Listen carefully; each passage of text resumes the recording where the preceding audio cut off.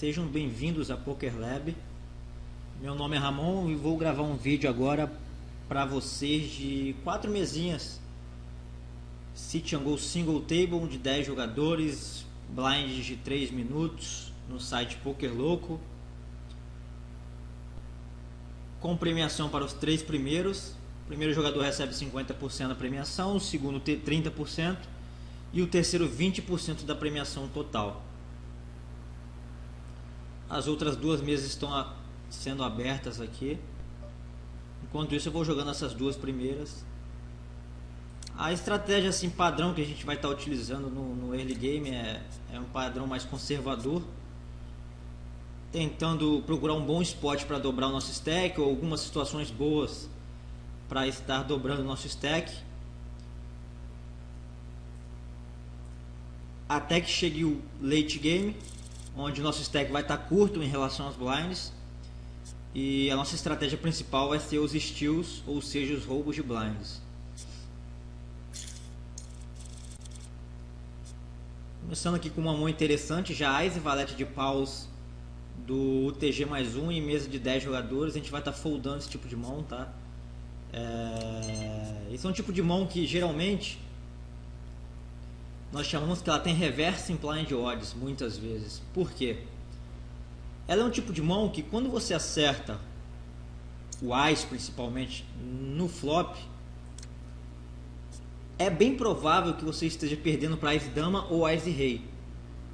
Ou seja, a grande maioria das vezes quando bater o Ás no flop, ou nós vamos perder muito, porque a gente vai apostar, o vilão vai pagar e depois ele pode apostar novamente e nós vamos acreditar que temos a melhor mão. Ou seja, ou vamos perder muito, já que o nosso kicker é ruim, ou nós vamos ganhar pouco, ou seja, vamos apostar no flop quando bater o Ás e o oponente não vai ter um Ás e ele vai abortar a mão, principalmente fora de posição. Então a frequência com que eu vou tomar re-raise aqui e vou ter que foldar dando raise do UTG é muito grande. Eu tinha na hora cerca de 8 jogadores para falar depois de mim, portanto a chance de eu tomar um re-raise e ter que foldar esse tipo de mão e desperdiçar uma parte do meu stack inicial é muito grande. Então a gente opta pelo fold ali, e eu provavelmente só subo ali daquela posição nessa fase do torneio apenas com Ás e Rei e os pares maiores que Valete, ou o próprio par de Valete. Então a gente vai estar adotando um estilo mais conservador, como eu já mencionei em vários vídeos, até que a gente encontre uma situação boa para estar dobrando nosso stack, ou novamente aguardar os blinds aumentarem, e a gente está utilizando a principal ferramenta do Sit and Go's, que é o Steal. Aqui 5 e 3 do Big Blind. Se houver qualquer raise a gente vai estar foldando essa mão, é bem tranquilo.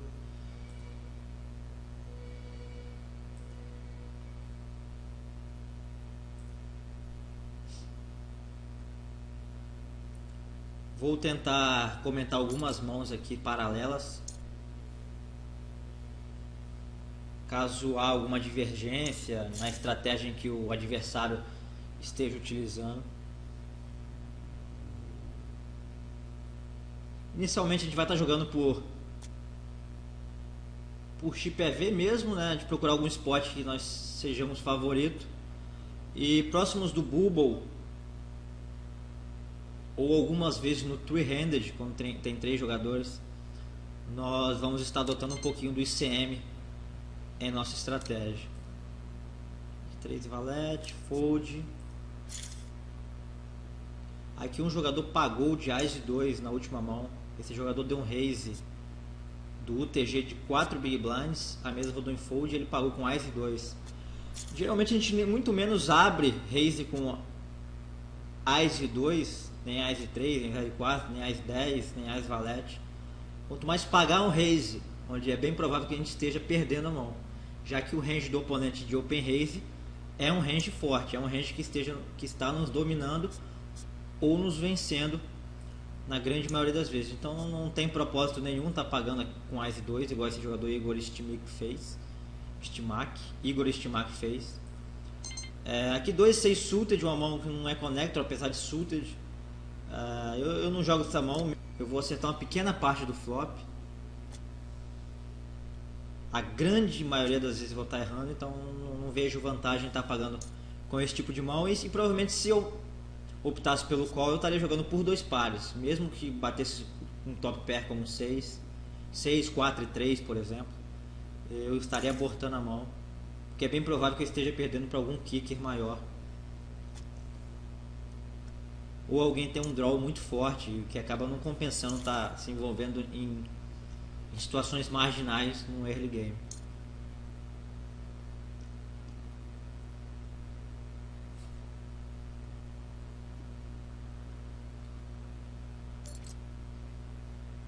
Dame 3 fold, 7 3 fold,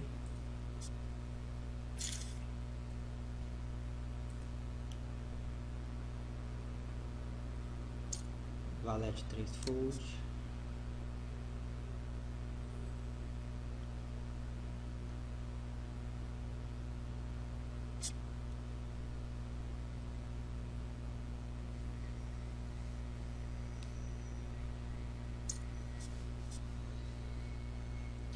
lembrando que por ser um sit and go micro limit, nós vamos ter uma tendência maior de dar open shoves do que alguns mini raises com mãos em que a gente deseja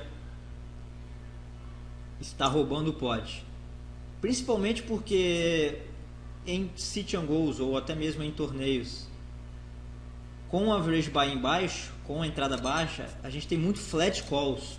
Os jogadores ruins, independente do stack que eles tenham, eles pagam muito nossas apostas. Então a gente tem que cortar um pouco dessa estratégia que eles adotam, que é ruim, mas que prejudica nós também, já que o nosso foco é estar roubando os blinds e não estar envolvendo em situações marginais pós-flop. E, portanto, a maioria das nossas situações com 10, 11, 12, 13 big blinds, nós vamos estar optando pelos open shoves. Já em torneios mais caros, em sit and goes mais caros, ou contra jogadores regulares, né? Se na minha esquerda eu tenho jogadores bons, regulares, jogadores que estejam jogando várias mesas ao mesmo tempo, eu posso em algumas situações marginais estar adotando um mini raise ou um raise bem curto de 2.2, 2.3, em vez de estar optando pelo open shove, para estarmos diminuindo um pouco a variância do nosso jogo e pelo mesmo propósito de estar roubando as fichas do oponente sem ter que investir todo o nosso stack.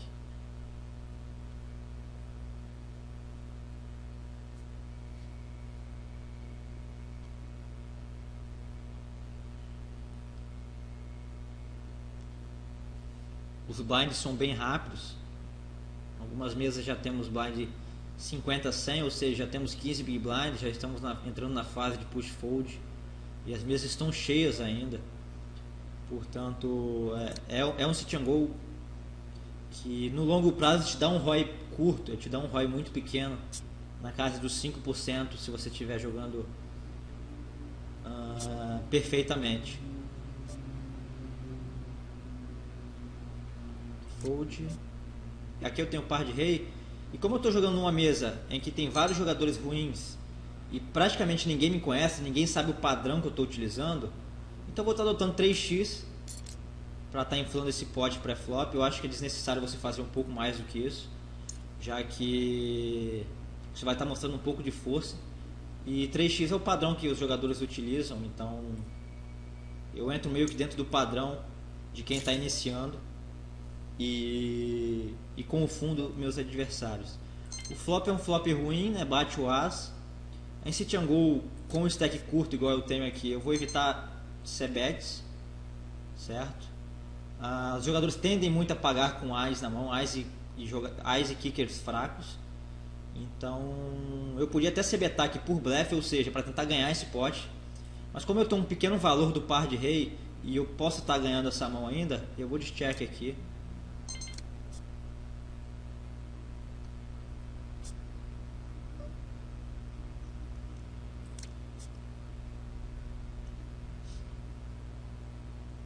O meu jogador da esquerda aqui checou, os dois jogadores checaram.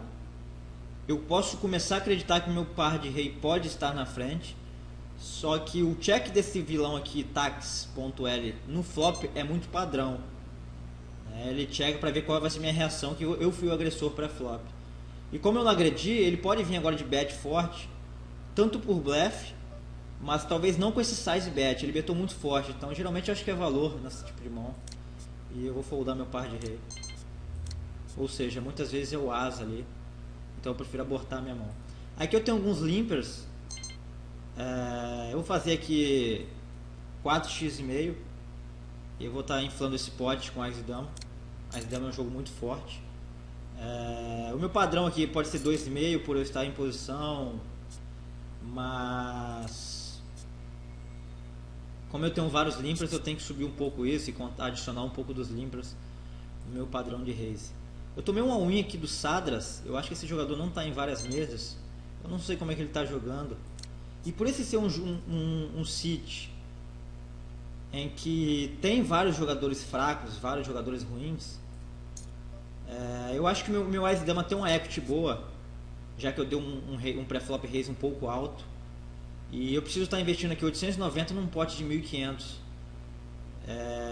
Eu acho que eu tenho certeza que meu Ás e Dama tem uma equity boa contra o range de chove aqui desses jogadores que um pouco fraco. Eu acho que ele estoura aqui Ás Valete algumas vezes, os pares menores. Então eu dou call aqui, Ás e 7. O chove dele é muito ruim, já que a minha jogada demonstra uma certa força. Tá? Eu estou isolando alguns limpers com um stack um pouco curto, de 30 big blinds apenas. E o chove dele nessa situação é muito ruim.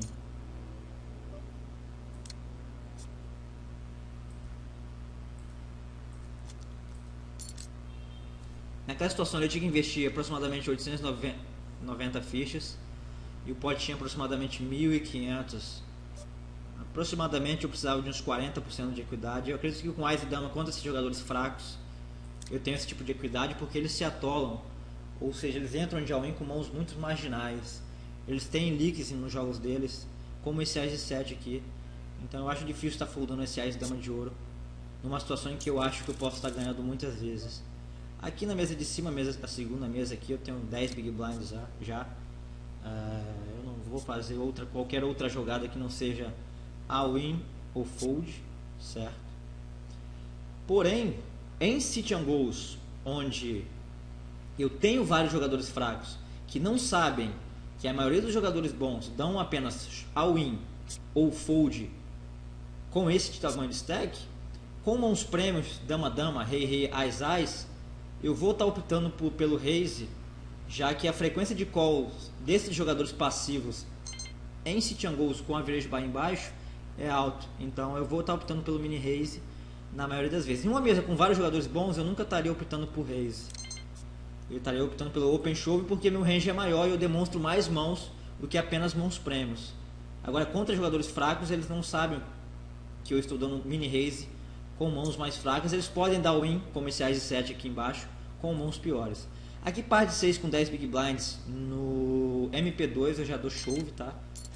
10 big blinds, par de 6 é uma mão que tem muita equity. Os pares, eles têm muita equity em sit and goes. E então, com 10 bebês aqui do MP2, eu já opto pelo open shove aqui e tento já acumular um pouco de fichas para estar suportando os blinds passarem por mim. Aqui fold, aqui check. Eu não vou inventar nada. Em sit and go é um leak dos jogadores, principalmente em micro stakes, estar blefando qualquer tipo de mão. E isso é ruim, isso é um leak do jogador, pois os meus adversários, eles são passivos, eles pagam com muitas coisas, eles não acreditam em você na maioria das vezes. E geralmente eles estão jogando o que eles têm na mão. Se eles têm um par, 2 pares ou qualquer coisa, qualquer pedida para draws, para acertar algum tipo de mão, então, geralmente eles não foldam, mesmo você representando alguma mão forte. Então eles geralmente não pensam no nível de que você está representando algo forte. Eles simplesmente olham para os jogos deles e se eles têm algo, eles não desistem mais. Então eu dificilmente blefo contra esses tipos de jogadores nesse nível de buy-in. Aqui eu tenho um rei 4 com 5 big blinds e meio. Eu tenho um rei no gap com 5 big blinds. Se eu puxar esse pote aqui, eu tenho um incremento aqui de 33%, 30% do meu stack. E como eu acredito que a maioria das vezes os jogadores vão desistir do meu shove, eu vou dar esse all-in, vou dar esse incremento no meu stack. E mesmo que eu acredite que o vilão do small blind, que está short stack, possa me dar call com qualquer tipo de mão, o meu rei 4 ele é favorito contra qualquer tipo de mão. Se eu estovar esse tipo de jogada, eu vou fazer isso aqui agora para vocês. Eu tinha rei 4 naquela mão.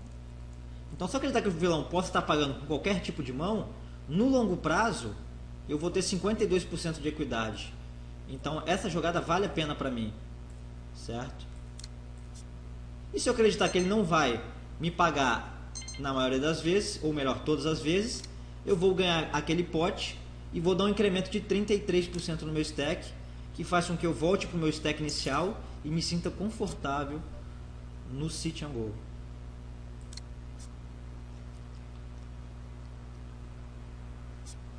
Aqui esse vilão PokerBiz deu mini raise do TG com Ás 8, tá? Isso é importante, você que está iniciando fazer esse note, porque geralmente ele tinha um stack curto e geralmente os jogadores só fazem mini raise com mãos muito fortes. E como esse jogador, ele deu esse mini raise com Ás 8 suit, ele provavelmente não é um jogador forte. Ele deve ser um jogador comum como qualquer outro. Na jogada dele ele é muito ruim, já que ele vai tomar muito flat call, ou seja, ele vai tomar alguns calls e ele vai errar a maioria das vezes, os jogadores erram a maioria das vezes o flop. E ele não tem um stack bom para jogar pós-flop, para blefar, ele tem um stack curto. Geralmente a gente tem stacks bons para jogar pós-flop em cash game, quando você entra com mais de 70 big blinds, 50, 100 big blinds, 200 big blinds. Aqui no Sit and Go a gente trabalha com 10 big blinds. Esses stacks geralmente nossas jogadas são decididas pré-flop. Então não compensa você estar dando mini raise ali com mãos que erram a maioria das flops, que são mãos marginais como Ás 8, Ás 9, Ás 10.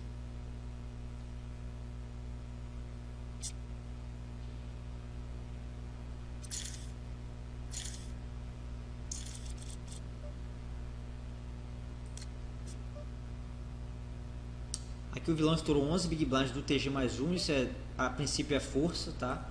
Ele não tem muito essa necessidade de estar dando esse all-in. Ele deu esse all-in, então geralmente o range dele é um pouco mais restrito. E eu acredito que o meu Ás 10 esteja dominado pela maioria das mãos que ele faz isso, que é Ás valete, Ás dama, Ás rei. Então eu opto pelo fold ali. Aqui Ás 5, um limper, o cara isolou o limper. Eu acho que ele faz isso com muitas mãos, mas mesmo assim o meu Ás 5 é um pouco marginal nesse spot. E eu acredito que se a mesa tivesse rodado em fold e ele tivesse dado open shove do cutoff onde ele estava, com 7 big blinds, com 6 big blinds que ele tinha na hora, 6 ou 7. Meu call de Ás 5 era bacana, ele era vantajoso, já que o range de all-in dele é gigantesco dali no gap, quando a mesa roda em fold. Já que ele precisa fazer uma manutenção do stack dele e precisa voltar aí para o stack inicial, ou principalmente o que nós chamamos de manter a taxa de fold, né, a taxa de takedown. Por quê? Quando você tem 2 big blinds e você dá um all-in em cima de um jogador, dificilmente ele vai foldar. Então você precisa manter um stack em que faça os oponentes foldarem para os seus shoves, certo? Aqui, por exemplo, eu tenho Ás 10, os stacks efetivos são 6 big blinds, ou seja, é o máximo que eu posso estar perdendo e é o que eu tenho em disputa, já que o stack da galera é de 6 big blinds. Então Ás 10 eu vou optar pelo open all-in aqui mesmo, certo? Tomei um call de Ás 9 ali, o call foi certinho do jogador. Aqui 3 e 10, small contra big, eu tenho 5 big blinds e meio, tem antes em jogo. Toda vez que eu roubar esse pote eu vou ter um acréscimo de 50% no meu stack. Então esse all-in aqui é bem tranquilo. Se eu tenho no big blind um jogador muito loose, um reg muito agressivo, que geralmente não folda em situações de small e big, quando você estoura um stack muito curto assim, eu posso até foldar o 3 e 10, porque o 3 e 10 tem uma equity um pouco fraca. Mas qualquer mão que tenha uma equity bacana, tipo 10 valete, 10 9 ou qualquer coisa melhor, eu vou estar estourando. Aqui eu tenho 6 big blinds e o TG mais 1, o TG foi de all-in de um pouquinho mais de meio big blind. O pote está um pote agradável, eu tenho aqui 100, 300, 460, 560, eu tenho um pote de 600 fichas. Então eu acho que no gap aqui vale a pena você estar isolando esse jogador que deu esse pequeno all-in, porque mesmo que você perca o pote principal para ele, você tem um side pot pequeno aqui, eu ganho um pouco mais de 100 fichas. Então é um investimento bacana, já que a maioria das vezes o small e o big vai estar desistindo dessa mão.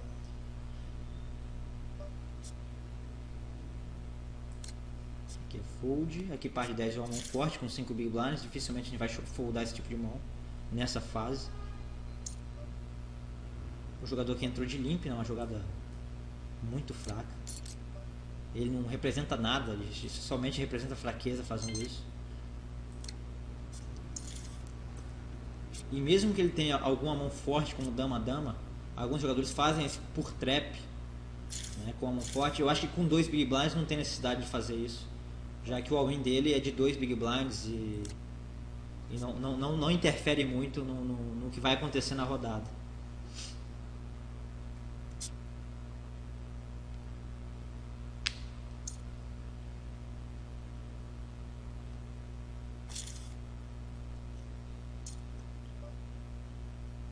Aqui ele limpa de novo. E eu tenho um pouco menos de meio big blind. Eu vou estar entrando nesse pot, com certeza. Aqui eu tenho 5 big blinds. Tem um jogador aqui sit out. E o big blind tem um stack ali até confortável. Eu vou estar estourando esse 7, 8 naipado aqui.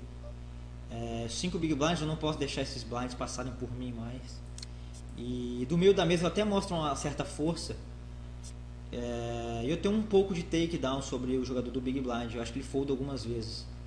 Então eu acho que ele folda boa parte das vezes. E se eu roubar spot eu volto para 1565. Então é um shove bacana. E 8-7 suited tem uma equidade bacana. Eu vou estar optando pelo esse shove aqui sempre. Ali eu caí. O cara limpou 10 dama, se eu não me engano. É uma jogada muito ruim.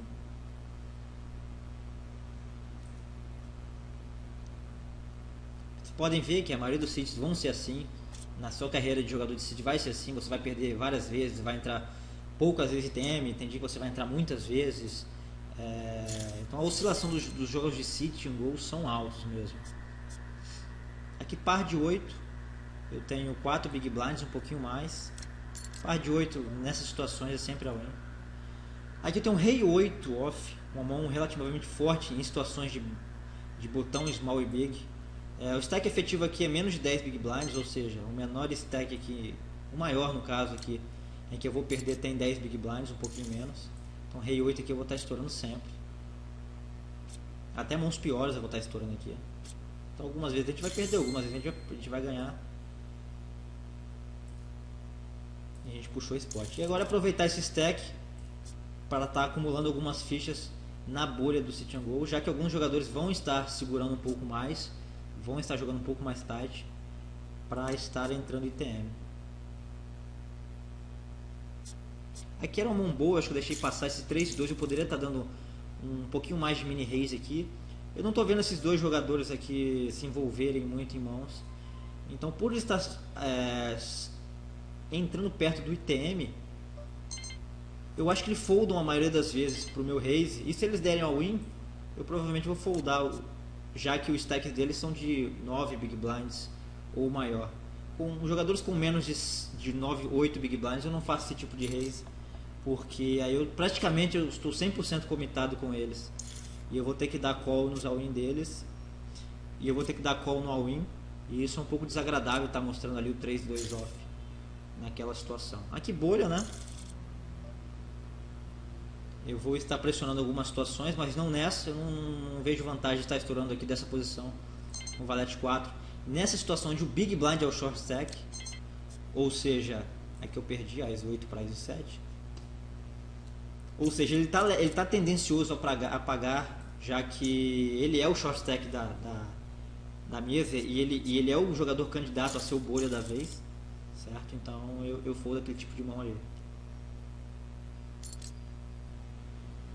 Agora o jogador Anato dá um all-in de quase 8 big blinds, eu vou foldar essa mão, rei valete.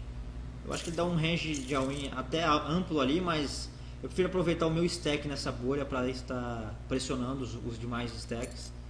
Só que aqui nessa situação é bem provável que esse jogador, pela situação de desespero dele pela mesa ter chegado em fold até o botão, que ele esteja dando all-in aqui com quase todas as mãos, para estar dando a manutenção no stack e estar voltando para um stack confortável.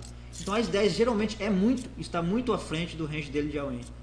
Então eu sou bem favorito contra o range dele, então eu vou estar dando esse all-in sempre aqui e tentar puxar esse pote. Ele deu all-in ali agora, fold. Ele deu all-in de 9 big blinds, ele acabou de puxar um pote, demonstra até uma certa força. Depois de puxar um pote, ele dá um all-in seguidamente dessa posição. Até deu um all-in de dama 8. Eu não gosto desse all-in quando a mesa tem 10 bebês efetivos, todo mundo tinha 10 bebês dessa posição. Eu acho... É uma jogada um pouco close, é uma jogada que tem uma expectativa de ganhar fichas muito curta. E, portanto, eu não gosto do all-in dele nessas situações onde todo mundo tinha praticamente 4 mil fichas. Aqui par de 9 eu vou dar all-in, certo? Eu vou demonstrar uma certa força, par de 9 com 9 bebês em cima do jogador curto ali. Acabei tomando o all-in aqui. Acabei tomando o all-in de um par de valete aqui, um cooler, né? É normal acontecer isso. E acabei ficando na terceira posição, já que o meu stack era maior do que o jogador que estava ali no Big Blind. Bom, galera, é isso. A gente não conseguiu pegar aqui um heads up, mas vamos gravar aqui algumas videoaulas onde a gente tem esses stacks assim um pouco maior e a gente possa estar chegando no heads up, no three-handed, ou que a gente possa estar pressionando algumas bolhas. Deu para mostrar um pouquinho de como é que é o early game, como é que faz para aguardar os spots bacanas, alguns spots bons para você aproveitar. Não teve nada de complicado nessa videoaula, mas a gente vai estar fazendo mais videoaulas para vocês estarem pegando aí várias situações padrões do jogo. É melhor a gente estar gravando várias videoaulas de várias mesas do que estar gravando uma videoaula em que tem várias situações boas, porque assim a gente mostra o cotidiano do jogador, todos os spots que ele realmente tem durante um sit and go.